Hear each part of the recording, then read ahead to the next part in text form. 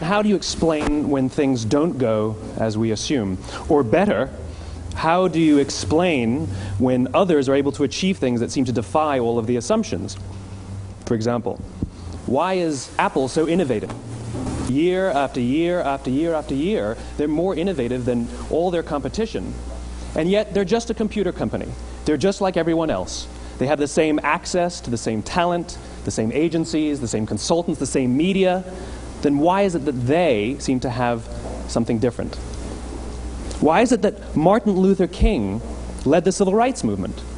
He wasn't the only man who suffered in a pre-civil rights America, and he certainly wasn't the only great orator of the day. Why him? And why is it that the Wright brothers were able to figure out controlled powered manned flight when there were certainly other teams who were better qualified, better funded, and they didn't achieve powered manned flight, and the Wright brothers beat them to it? There's something else at play here. About 3.5 years ago, I made a discovery, and this discovery profoundly changed my view on how I thought the world worked, and it even profoundly changed the way in which I operate in it. As it turns out, there's a pattern. As it turns out, all the great and inspiring leaders and organizations in the world, whether it's Apple or Martin Luther King or the Wright brothers, they all think, act, and communicate the exact same way, and it's the complete opposite to everyone else. All I did was codify it. And it's probably the world's simplest idea. I call it the golden circle.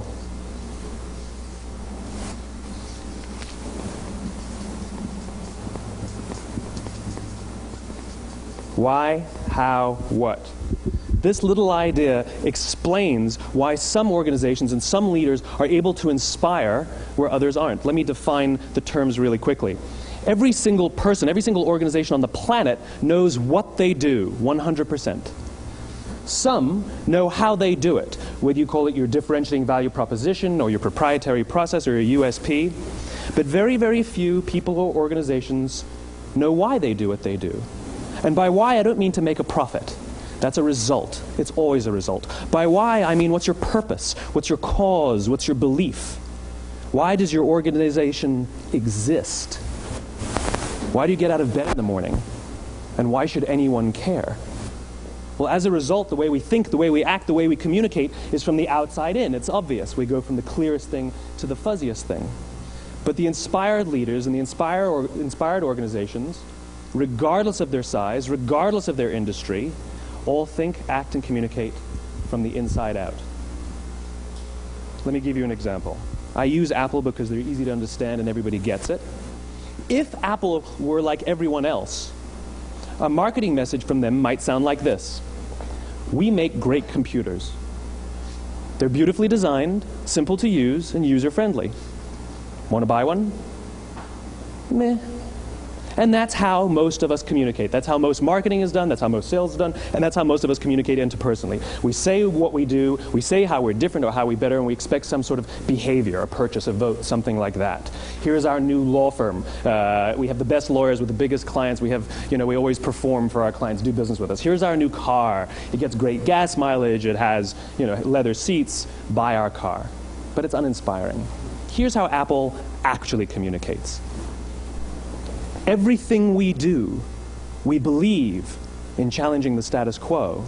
We believe in thinking differently. The way we challenge the status quo is by making our products beautifully designed, simple to use, and user-friendly. We just happen to make great computers. Want to buy one? Totally different, right? You're ready to buy a computer from me. All I did was reverse the order of the information. What it proves to us is that people don't buy what you do, people buy why you do it. People don't buy what you do, they buy why you do it. This explains why every single person in this room is perfectly comfortable buying a computer from Apple. But we're also perfectly comfortable buying an MP3 player from Apple, or a phone from Apple, or a DVR from Apple. But as I said before, Apple's just a computer company. There's nothing that distinguishes them structurally from any of their competitors. Their competitors are all equally qualified to make all of these products. In fact, they tried. A few years ago, Gateway came out with flat-screen TVs. They're eminently qualified to make flat-screen TVs. They've been making flat-screen monitors for years. Nobody bought one.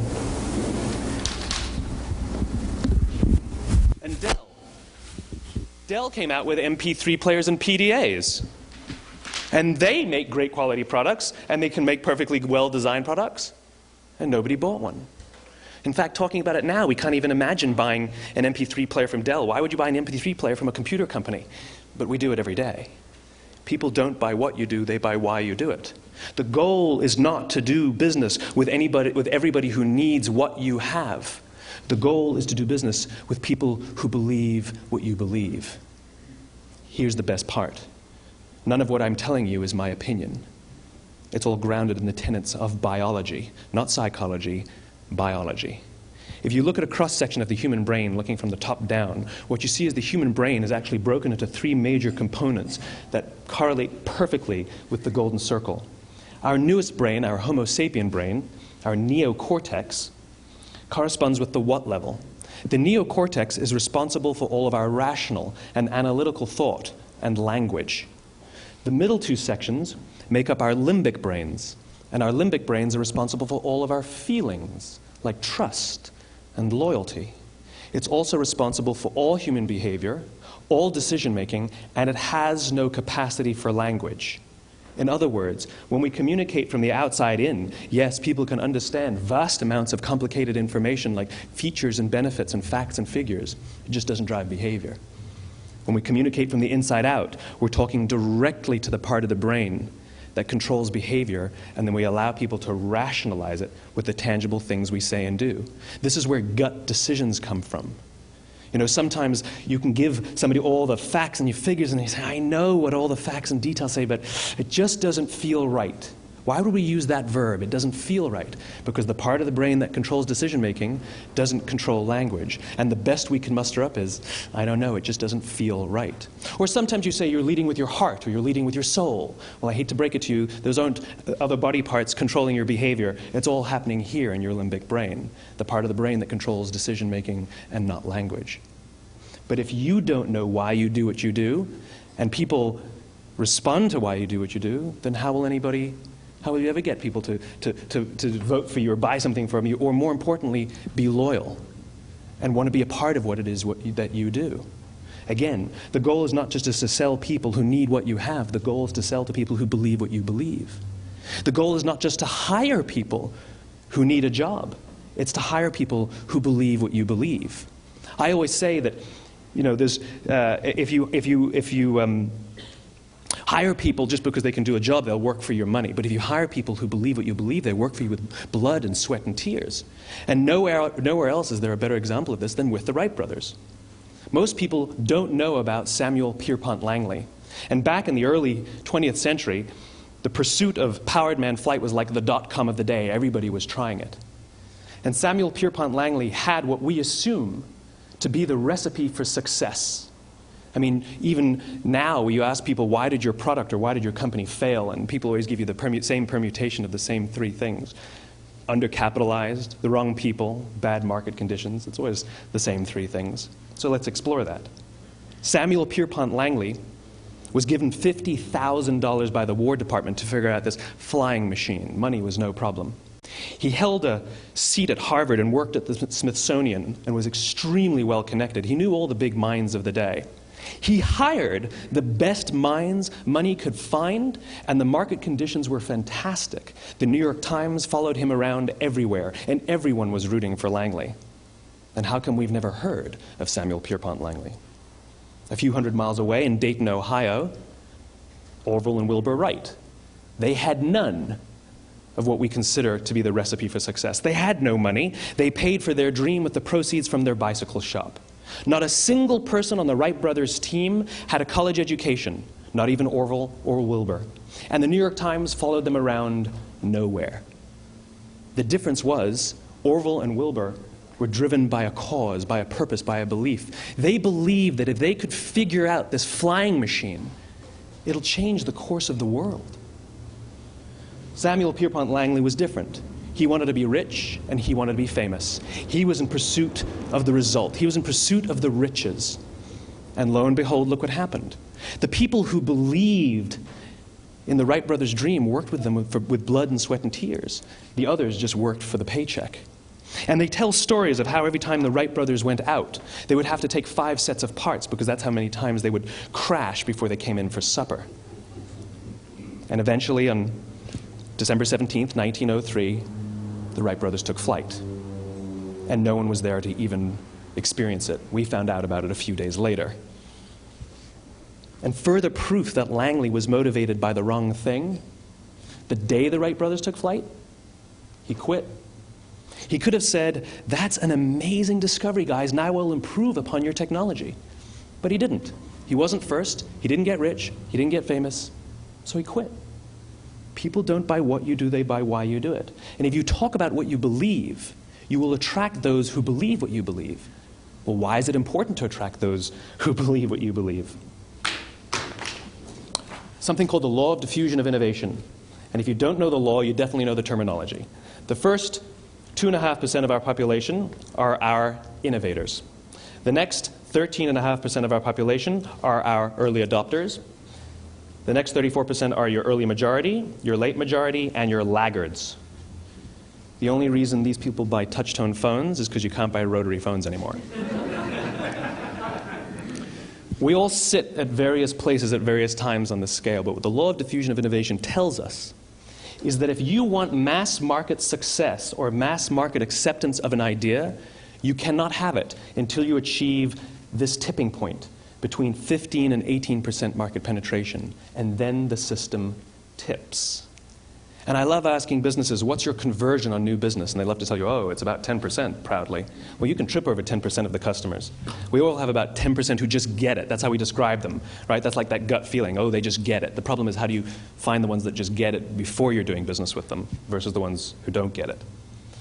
So it's this here, this little gap, that you have to close, as Geoffrey Moore calls it, crossing the chasm.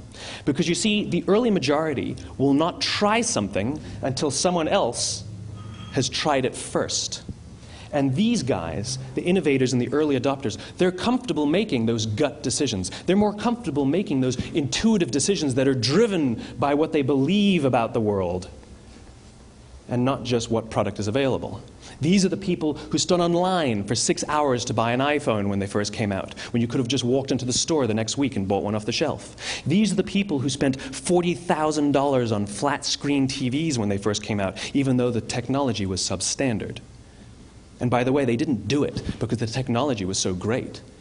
They did it for themselves. It's because they wanted to be first. People don't buy what you do, they buy why you do it. And what you do simply proves what you believe. In fact, people will do the things that prove what they believe. The reason that person bought the iPhone in the first 6 hours, or stood in line for 6 hours, was because of what they believed about the world and how they wanted everybody to see them. They were first. People don't buy what you do, they buy why you do it. So let me give you a famous example, a famous failure and a famous success of the law of diffusion of innovation. First, the famous failure. It's a commercial example. As we said before a second ago, the recipe for success is money and the right people and the right marketing conditions, right? You should have success then. Look at TiVo. From the time TiVo came out about 8 or 9 years ago to this current day, they are the single highest quality product on the market. Hands down, there is no dispute. They were extremely well funded. Market conditions were fantastic. I mean, we use TiVo as a verb. I TiVo stuff on my piece of junk Time Warner DVR all the time. But TiVo is a commercial failure. They've never made money. And when they went IPO, their stock was at about $30 or $40 and then plummeted, and it's never traded above 10. In fact, I don't think it's even traded above 6, except for a couple of little spikes. Because you see, when TiVo launched their product, they told us all what they had. They said, we have a product that pauses live TV, skips commercials, rewinds live TV, and memorizes your viewing habits without you even asking. And the cynical majority said, we don't believe you, we don't need it, we don't like it, you're scaring us. What if they had said, if you're the kind of person who likes to have total control over every aspect of your life, boy, do we have a product for you. It pauses live TV, skips commercials, memorizes your viewing habits, etc., etc. People don't buy what you do, they buy why you do it, and what you do simply serves as the proof of what you believe. Now let me give you a successful example of the law of diffusion of innovation. In the summer of 1963, 250,000 people showed up on the Mall in Washington to hear Dr. King speak. They sent out no invitations, and there was no website to check the date. How do you do that? Well, Dr. King wasn't the only man in America who was a great orator. He wasn't the only man in America who suffered in a pre-civil rights America. In fact, some of his ideas were bad. But he had a gift. He didn't go around telling people what needed to change in America. He went around and told people what he believed. I believe, I believe, I believe, he told people. And people who believed what he believed took his cause and they made it their own, and they told people. And some of those people created structures to get the word out to even more people. And lo and behold, 250,000 people showed up on the right day, on the right time to hear him speak. How many of them showed up for him? 0. They showed up for themselves. It's what they believed about America that got them to travel on a bus for 8 hours to stand in the sun in Washington in the middle of August. It's what they believed, and it wasn't about black versus white. 25% of the audience was white. Dr. King believed that there are 2 types of laws in this world, those that are made by a higher authority and those that are made by man. And not until all the laws that are made by man are consistent with the laws that are made by the higher authority will we live in a just world. It just so happens that the civil rights movement was the perfect thing to help him bring his cause to life. We followed him not for him, but for ourselves. And by the way, he gave the I have a dream speech, not the I have a plan speech. Listen to politicians now with their comprehensive 12-point plans. They're not inspiring anybody. Because there are leaders and there are those who lead. Leaders hold a position of power or authority, but those who lead inspire us. Whether they're individuals or organizations, we follow those who lead, not because we have to, but because we want to. We follow those who lead, not for them, but for ourselves. And it's those who start with why that have the ability to inspire those around them or find others who inspire them. Thank you very much.